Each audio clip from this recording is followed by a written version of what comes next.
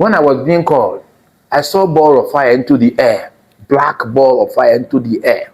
Coming from company, and right then they were telling me it is the fire. There's fire in my company. Then I suspected it's coming from my company, so I stopped everything. I turned and started racing to the company. As I was doing so, I was calling the fire service. So the fire service from 9th Mile told me that they were coming. I had their number, and I called also the ones from the Enugu, and the Enugu people said they all came. You know, these two fire services, they came, but they could not stop the fire. Hello guys, this is Crazy TV. Guys, today we are live and direct in NGWO to be precisely, and we are in PHINOMAR Group of company. I don't know whether you have heard about PHINOMAR before. PHINOMAR is a very large company, a very big company in Southeast Nigeria, located in NGWO. PHINOMAR specializes in agriculture. When I talk about agriculture, livestock and farming and everything, they are too much. There's nothing about agriculture they are not dealing on, and they are the best in the NGWO. This PHINOMAR is sitting on more than 10 hectares of land. You can't walk on it. If you can't go inside and use your leg, walk around it, it's not possible. It's not possible. You have to take taxi, car, before you can go the whole ramp company. Before you can go. This PHINOMAR is founded by His Royal Majesty Igwe Ayalogu, Igwe NGWO. He founded it, and it's been managed. The managing director right now is his son. So we are going to meet him, who is the Crown Prince, Uche. We are going to meet him so that he will tell us the history about this company, how they founded it, and how everything started. Let's go and stay tuned. And we'll take tour. We'll give you the tour of the company. Let's go.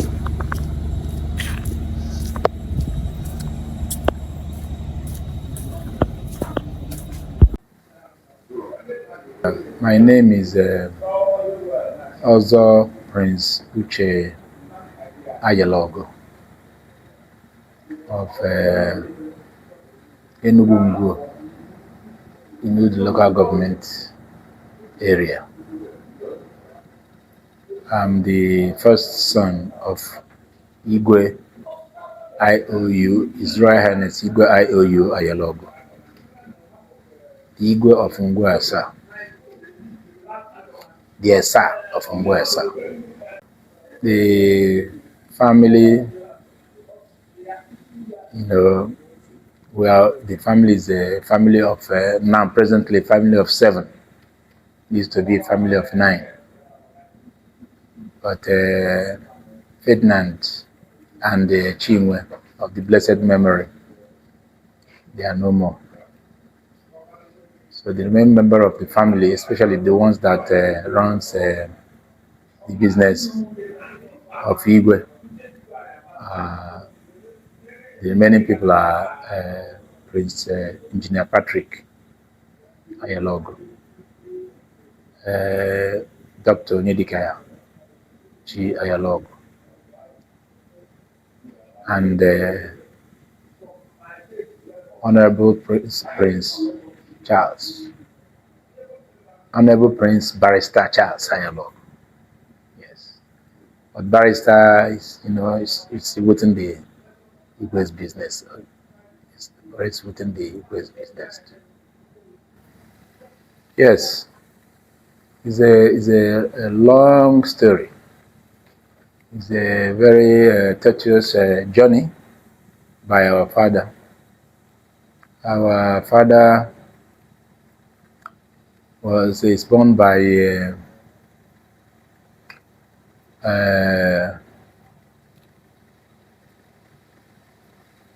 Okwamono. That is the father,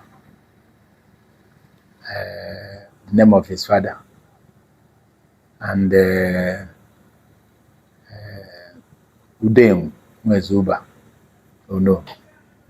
My father has a sister, a sister as one of his siblings, remaining sister, and they weren't rich. They weren't the kind of poverty that they, because his father was a farmer, and a notable farmer during that period. He can always take care of their, their immediate needs. So to the extent that my father went to school, up to secondary school level then, and could not continue after his class 2 in secondary school and the CIC, the well-known CIC, in Enugu. So he started, after the death of his father, he started looking for something to do instead of continuing with his education, because he was not getting any support from any other persons or area. So he started pursuing other trading business. He went from groundnut to selling meat, as a butcher. From there, he went to the north and started selling ginger with other colleagues, with some of his friends. Then some of them are Erastus Ani, the late Erastus, and the late Vincent Mani, Ozor. Also, even CCONO was, one of them then, when they were looking for greener pastures. But then the thing did not actually work out the way they were, for my father, it did not work out for him. So he started coming back from that north, where he was making the trade in Zunkwa, actually. Then on his way back, he stopped at Jos to see whether he can join the people who are doing the tin, because there was tin mining then in Jos then. So, but even that was not, there was no hope in that kind of business then. So he finally came home and started a medicine store, where he was selling some medicines. From medicine store to combining, building up, he combined it with a bakery, and from that bakery, he was also even selling drinks. So as time went on, he was approached by a white man who was selling yeast for bakery.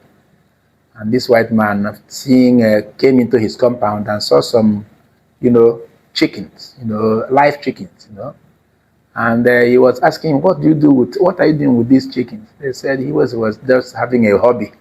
The white man told him no, that in Nigeria then, that this should be a gold mine. If you get into actually doing this type of business, that is, it's going to be a gold mine, that you really need to start doing it. Because you told me in 40 years to come, Nigeria will not be, saturated with the chicken meat that is required for Nigeria. So that made him pick interest in that area. Then he also interested. He started going to farms to see other people who are keeping farms. One of those farms that are popular then was Mbeliachi's farm. He's a vet doctor, one of the first vet doctors in then Anambra State.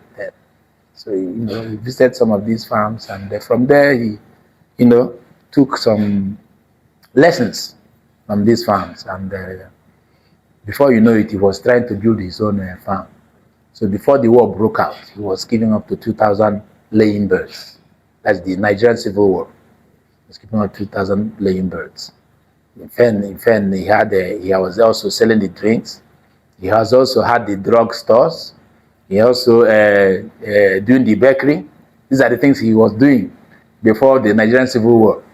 So when we ran away from for our life, for our dear life, from this town, because the Nigerian soldiers infiltrated into Enugu and took over Enugu.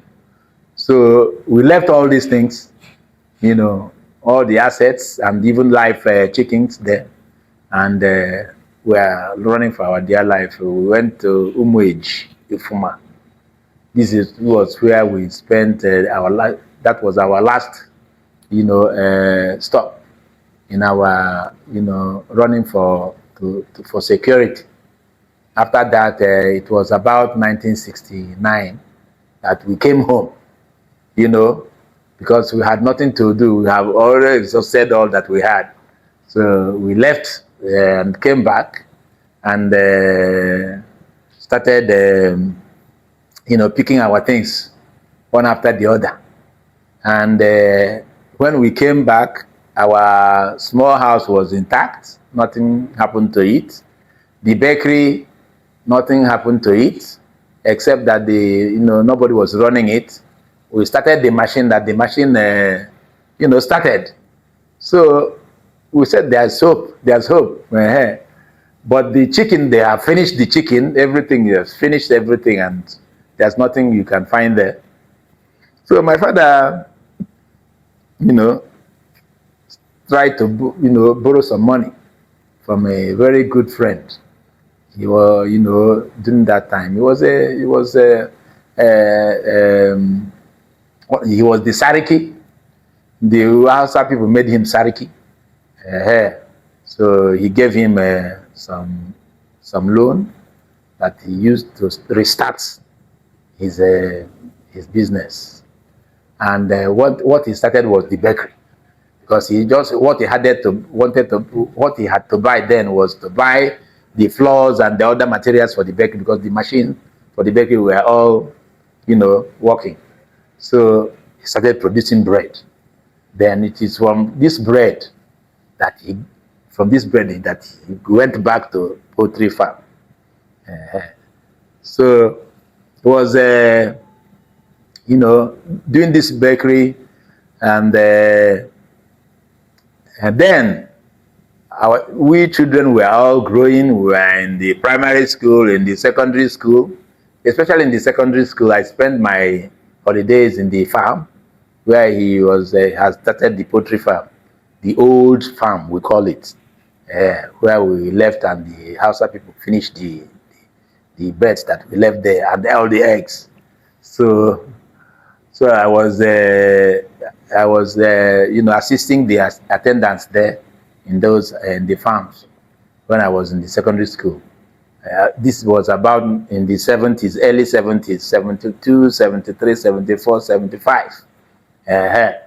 So then, the chicken feces was the smell was so bad that people they could not stand the smell of the chicken, because of the chicken droppings. So, but as a small boy and as a child of the family, I had to contend with it. After some time, I got used to it and started loving it like every other person. We used it in the farm, and we get more yield for our farm. After some time, people began to become more interested in what we are doing. People were saying, "Can you give us chicken droppings so that we can put in our farms?" Because all over this place, many of the lands were more sandy than, loam soil. So if you don't put it, you wouldn't get anything from the land. So people become more and more interested. We started making money from the chicken droppings, because as they started, asking for it, you give them at a token price. When they test it, they will come back again. You won't demanding for more. So this thing became something of a source of revenue, in addition to all the experience I was having in trying to do the poultry keeping. So I served the family for 3 good years, even after my secondary school in 1975. I served the family for 3 good years, both in the farm and in the bakery. It was in the farm that when our immediate competitor was overtaking us, that I suggested to Igwe that why can't we use the cashew plantation? Why can't we expand into the cashew plantation our farm and begin to expand it, and so that we can overtake our competitors. I just said it like a child, you know, that does not know exactly what will happen if that happens. But Igwe took it very serious, and by that time I was also looking for admission into overseas schools. In 1977, I got admission into overseas schools and went to United States for business studies.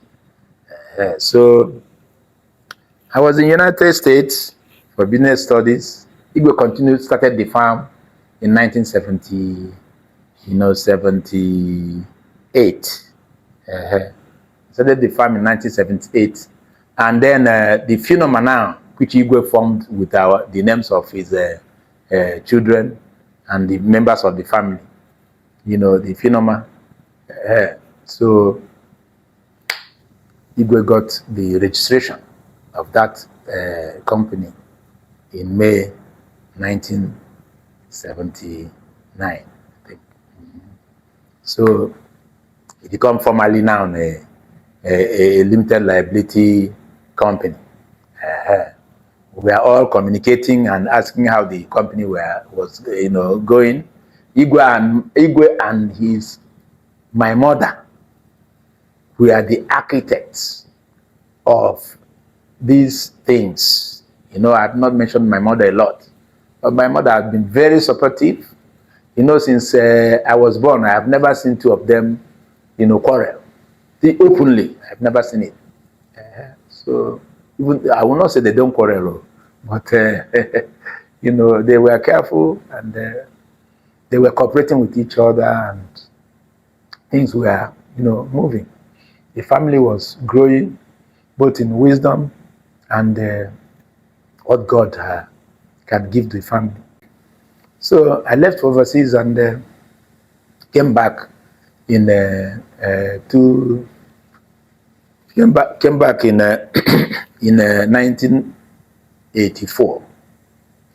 Came back in 1984 and started the youth service in June of that 1984 in Bauchi. That is Bauchi. I think my youth service. So the following year in 1985, I came back and joined the company. The company PHINOMAR Nigeria Limited. Since then, I've been the general manager of the company till date. So we have been pushing the company. The company really grew rapidly. It was adding a lot of. When we joined the company, we had 2 cages that were capable, including plus the old farm, that were capable of taking up to between 80 and 100,000 beds. But now the company is about above 300,000 beds. That's the capacity of the company now, above 300,000 beds. So this is where the company is today. But the company had a setback in 2014, September 2nd, 12 noon. We had fire and serious inferno that consumed the best, the latest technological brooding equipment and house and all the accessories that we had in the farm, including beds that were inside the place. It was a fire that we did not know where it came from. So we were more than surprised about what happened, and we are still digging to see what really actually happened. So it burned down the place. The place is a place for capacity for 130,000 bed DOC. You can contain it and train it up to 4 months, 5 months before you can transfer it to cages where they will start laying eggs. So this was where we had real issue So we borrowed money to have this kind of facility for our farm. In fact, it is well over 600 million naira then. So it was a terrible issue that was haunting us. But we are managing it. We are getting up. We are coming up. The good thing about it is that the members of the family are interested. All of us are interested in seeing the thing come up. So we are patient with ourselves, patient with the pace at which things are coming up. Devising many means of making sure that it does not go back. And we know that with this kind of effort and the experience that we already have in the farm, that the farm will eventually come up and even with God's grace, go beyond what it was before. Well, that is, what we think. And that is what we, put into action. That the farm will one day be something that a story will be tell this story about how the farm had this kind of problem. And finally, the farm is out of that problem. It was bad. My feeling was bad. I could not contain myself. I started shedding tears. My feeling was really bad. But I was fortunate that I'm a Christian. My family, my parents made us Christian to the core. And good enough, myself in particular, I absorbed it. I become a real Christian in the sense that nothing would make me commit suicide because I lost something. When the thing was happening, even though I did not understand myself, I was confused and all kinds of things. Still, I said, God knows everything. God knows everything. Even that then there was this Reverend Father in our parish, St. Teresa's of Child Jesus, very Reverend Father Donald Egwon, came and celebrated Mass on that site, praying to God that He should restore all that has been lost. And we had confidence that one day these things will happen. And we are working towards it, all of us. We are cooperating with each other to see that this thing happens. And it will happen in Jesus' name. We were not around in the first place. We were not around when the fire, when the fire happened.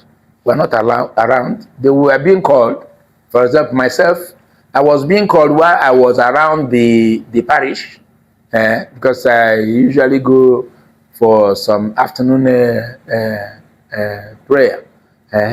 So when I was being called, I saw a ball of fire into the air, black ball of fire into the air. Coming from company, and right then they were telling me it is the fire. There's fire in my company. Then I suspected it's coming from my company. So I stopped everything. I turned and started racing to the company. As I was doing so, I was calling the fire service. So the fire service from 9th Mile told me that they were coming. I had their number, and I called also the ones from the Enugu, and the Enugu people said they all came. These two fire services, they came, but they could not stop the fire. That is how very ferocious the fire was. You were seeing chicken. Yes, live chicken roasted. They were all making noise inside the house. Nobody could. In fact, some people videoed it completely. That even you could show it to anybody. To the extent that I showed it to the government people, I showed it to still we attracted nothing from the government. Even after registering what happened to us, even after their promise of 220 million of the state government then. So it was something that was so disappointing. for a farmer like us. But I tell you, because we really believed that God helped us to be there where we are, and that God will help us to even exceed what is happening to us. We continue to, do whatever we can to make this place work, and it is beginning to go, fall into place. And God is with us. Yes. One of the immediate reasons was that when I was about to go, the Igwe himself, he was not Igwe. He called all his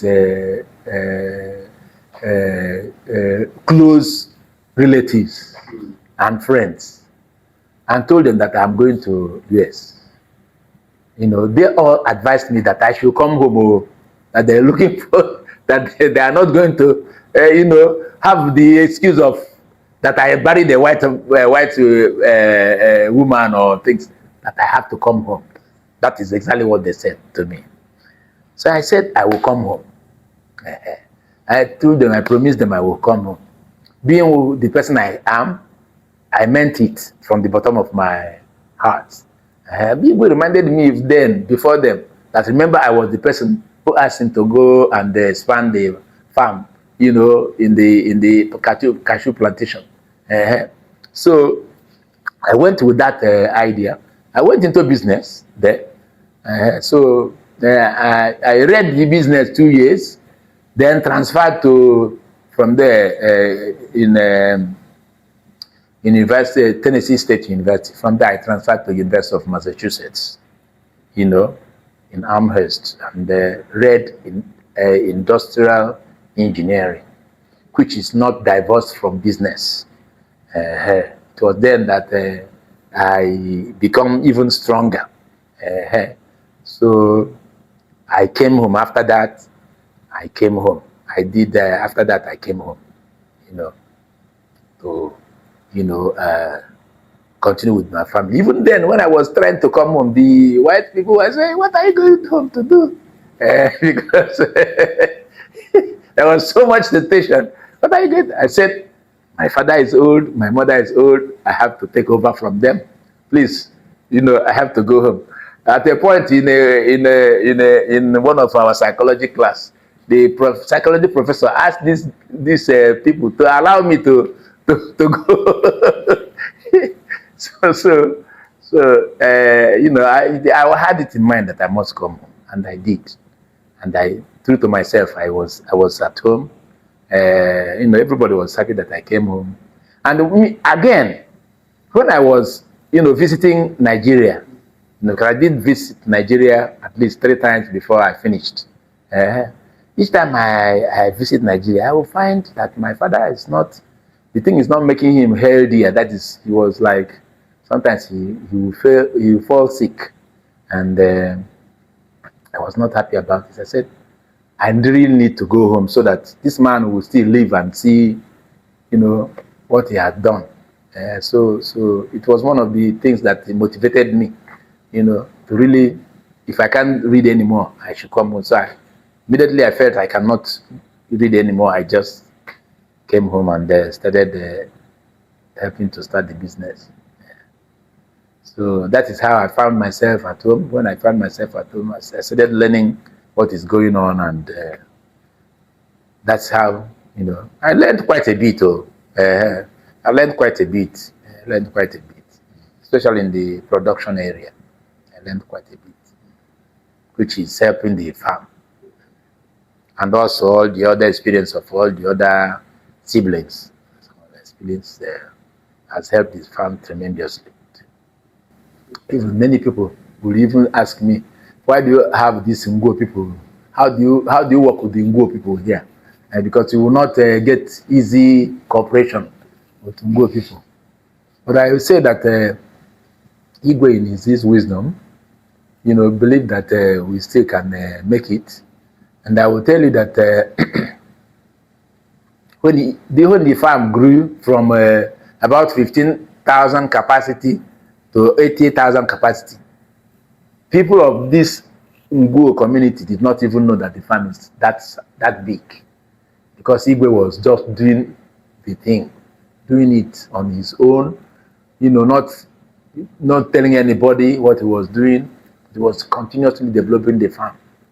So, Igwe, in his wisdom, did quite a bit on the farm before we joined, and started, adding more and more things to it. And I think Igwe is happy that we have gone this far, and he's praying for us that we should even go further. And we thank God that we are not going back. That it is forward ever, backward never. Yes.